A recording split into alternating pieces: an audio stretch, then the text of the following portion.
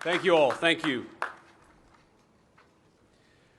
First of all, what an amazing program, and it's such an honor to be back here. I was here quite literally a year to the day, and being the Vice President of the United States is the coolest job imaginable.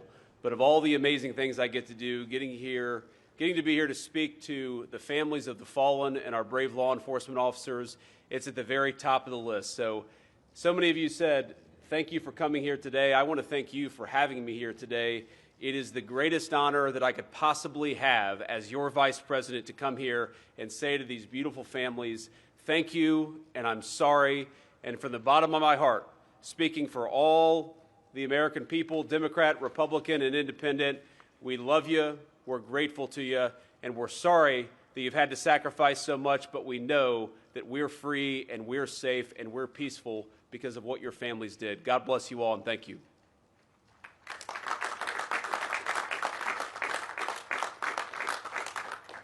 Before I get into the meat of my remarks, I want to briefly express my gratitude to the men and women who've made this particular event possible. There are countless people who deserve shout-outs, and I'm sure I won't get to everybody, but I specifically want to thank, first of all, the Fraternal Order of Police President Patrick Yose, who does an amazing job, and its director, Jim Pasco, as well as the president of the National FOP Auxiliary Board, Glenda Lehman. Thank you to the three of you for having me, and thanks to the three of you for making this amazing day possible.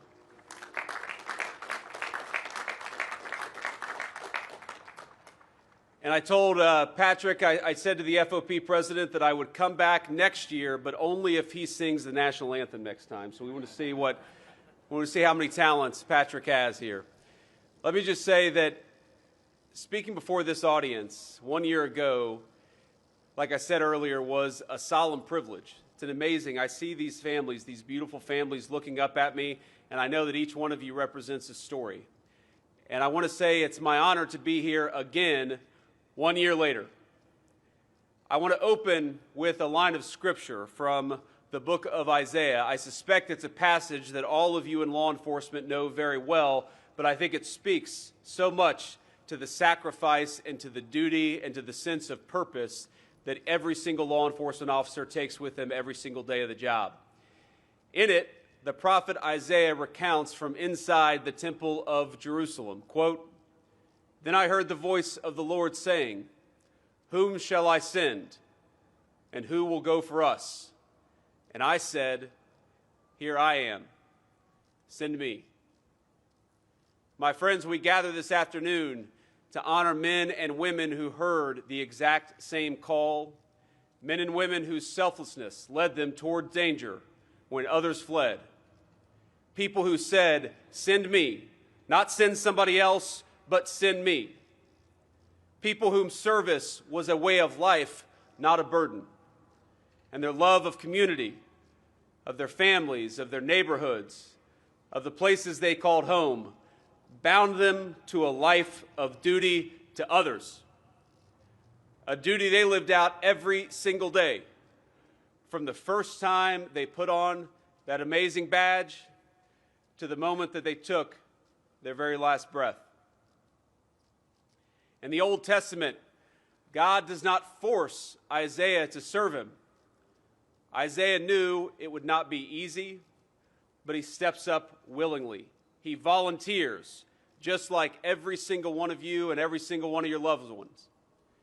He accepts God's call to give his life in service to his fellow man. And today we remember men and women in uniform who laid down their lives answering that exact same call. We honor men like Philip Wagner, an officer with the local police department in Lorain in my home state of Ohio, who was killed in a cowardly ambush attack that, as the president said, President Yose, has become all too common in our country. Now, those of you who know him know that Officer Wagner was a family man, a Marine Corps veteran, Semper Fi, with 8 years' experience in law enforcement, and he left behind a beautiful wife and 3 children. On Wednesday afternoon last July, Officer Wagner and a fellow officer were in their patrol vehicle when a man opened fire on the car. He did nothing other than do his job, and a coward opened fire on him. After they called for help, a third officer was also ambushed. Now, while both of his colleagues survived, Officer Wagner would later succumb to the wounds that he suffered in the hospital, thankfully with his loved ones and his family by his side. This afternoon, we commemorate Officer Wagner's devotion to his community and the duty he felt to protect it from those who would do it harm. We join with the countless cherished family and friends who mourn his loss.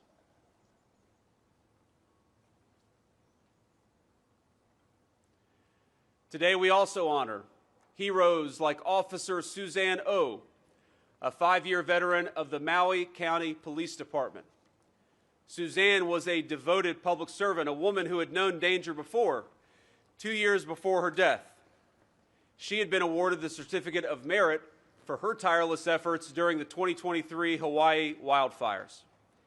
And last August, Officer O was responding to reports of an armed and dangerous suspect when violence erupted, as it sometimes does. Amid the chaos, she and her fellow officers moved in, searching for the suspect to ensure that others would not be harmed by this violent criminal. And Officer O was mortally wounded while protecting her community, laying down her life in defense of the people that she loved and served every single day. She left behind a family of her own, a sister, 3 brothers, an adoring boyfriend, and many other loved ones, as well as a legacy of quiet strength and a legacy of always putting the needs of others first, even when it requires the sacrifice of your own life. So today we honor Officer O and give thanks for her. And finally today we honor 3 officers from Pennsylvania's Northern York County Regional Police Department.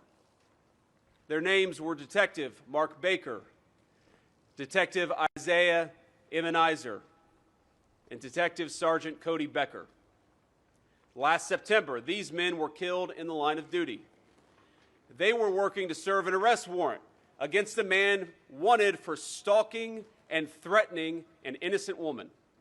A man lying in wait, wearing camouflage, carrying an AR-15 and surveilling his victim in her home, a woman who felt no safety, no security because of the actions of a violent criminal.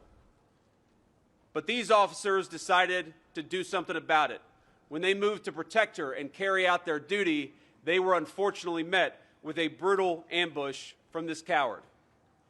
Now, all 3 of these officers, Detective Baker, Detective Immunizer, and Detective Sergeant Becker, gave their lives confronting evil without hesitation, placing themselves between danger and the people who depended on them most. These were talented and seasoned cops. Across the 3 of them, they represented nearly 60 years of experience within law enforcement, and each of them left behind grieving widows and beautiful children. Today, we pray for all 5 of these law enforcement officers and for the many others we honor this afternoon.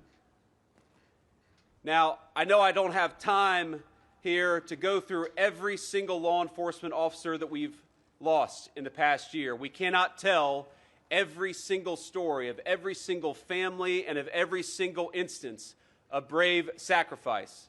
But when I look at these white chairs here in the front rows, what I see is dozens of stories, dozens of brave people, dozens of family members, dozens of husbands and fathers, of moms, of wives, of people who loved their families, but also loved the peace that exists in our community. And they loved it so much they were willing to lay down their life to protect it.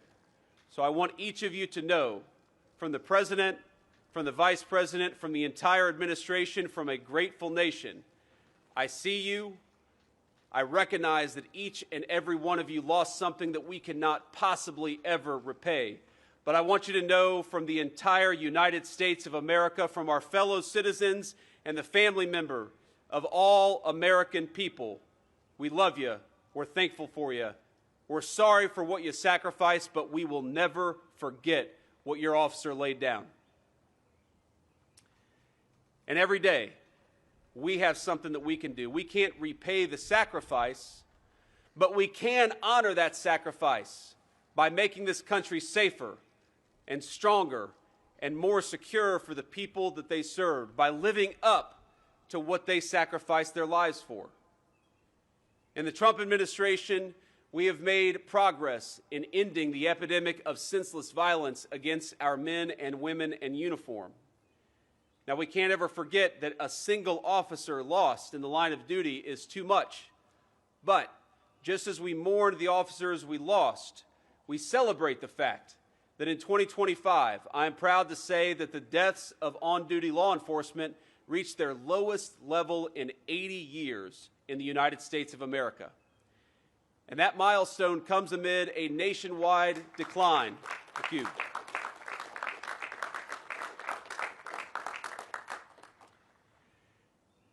We have to remember that that epidemic of violence that we experienced over the last few years, you can never get rid of evil. You're always going to have terrible people who want to do the worst things. But allowing so many of those people free rein, allowing so many of them to strike at our law enforcement officers, ladies and gentlemen, that was a policy choice. And I make this solemn promise to every single person here that so long as Donald J. Trump is the president and so long as I am the vice president, we will never again let policymakers in the building behind us allow violent criminals to tee off on our police officers. We will fight for you just as you fight for us every single day.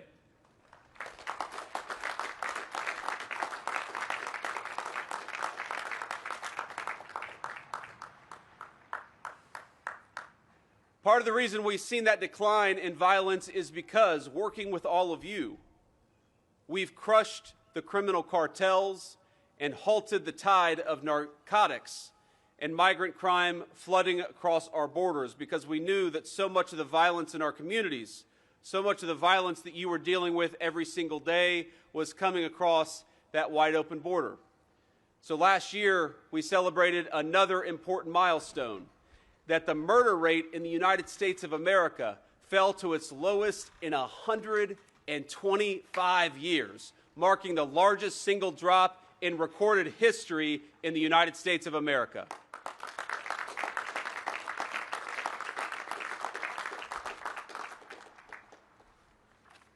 Since Inauguration Day back in 2025, we've seen steep declines across every major violent crime category. That's something to celebrate. Murders, robberies, aggravated assault, every single category is down by double-digit percentages. We've seen similarly dramatic numbers across the board.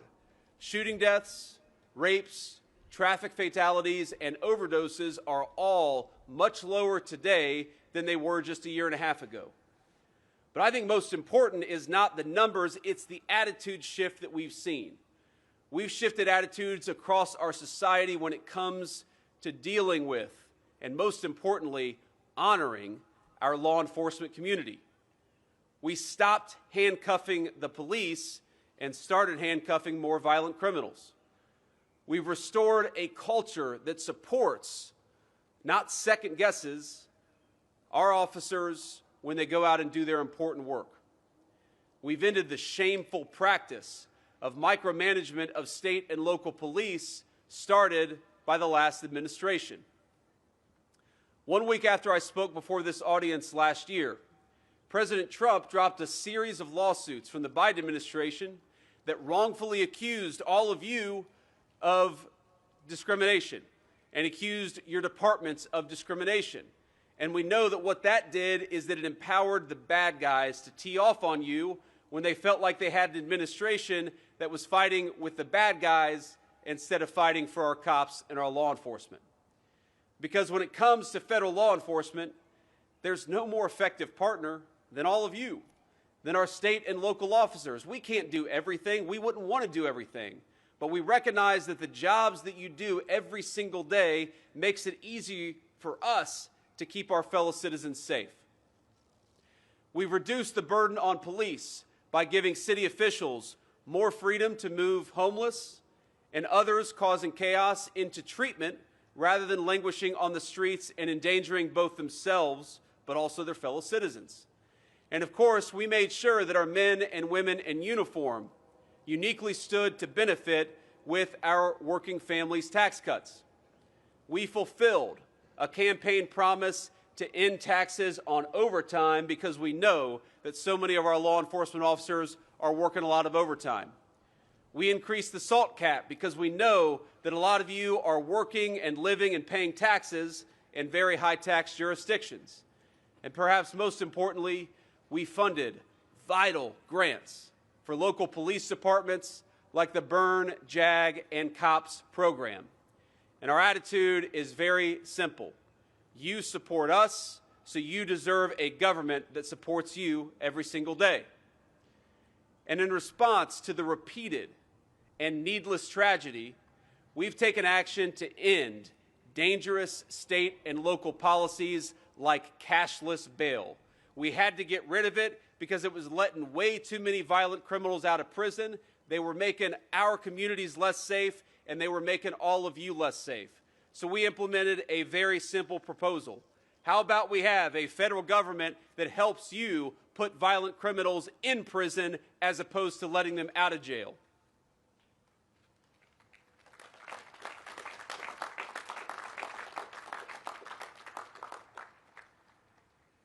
And when tragedy does occur, because we know that no matter what we do in a country of 330 million people, no matter what you do, there are always going to be some bad guys that are trying to cause harm, trying to cause violence, and trying to make our fellow citizens and our law enforcement suffer. So what we have to do is ensure that when an officer falls in the line of duty, two things happen. Number one, the Department of Justice is aggressively seeking the death penalty for anybody who dares to kill a law enforcement officer in the United States of America.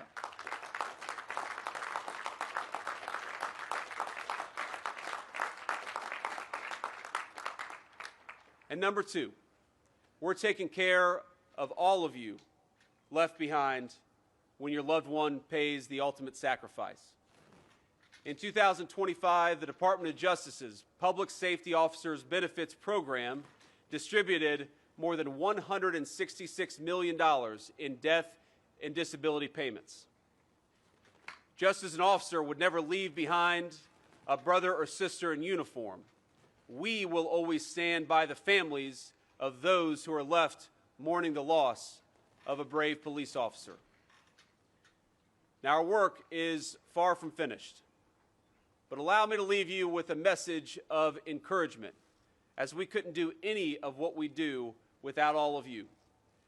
Your advocacy, your steadfast support for law enforcement, it moves mountains in Washington, D.C., a city that in recent years had turned its back on our men and women in uniform, but because of you, and because we're reminding the nation once more of who stands between order and chaos, that thin blue line still holds.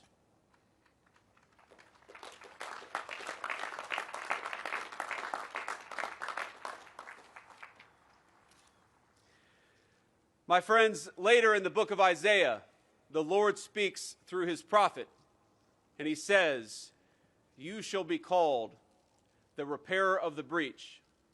You shall be called the restorer of streets to dwell in." This afternoon, we honor the men and women who lived out that calling every single day, who gave everything for their belief in it.